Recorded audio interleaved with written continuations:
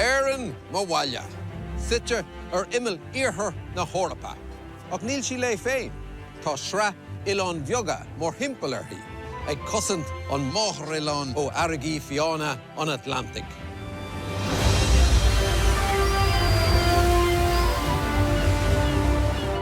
Ó Rocklin ó Hui go cléire ó Yes. Ó Alcha taimhse cascair dúla, go parathis bheithe hevra. Is fada na hoileáin seo ina bhhainte inspiráide agus mutas le stairúntú atá có hársa le átar be in éireann. Tá réimse leathan den dúlra le fáilúntú, agus réimse leathan daoine comá. Daoine atá ag iarraidh maireachtáil I dúin lena dtimpeallacht. Agus a scéal féin a cúca léir. Ach le céile, múnan siad go leor dúin. Seo é inis na nIontas.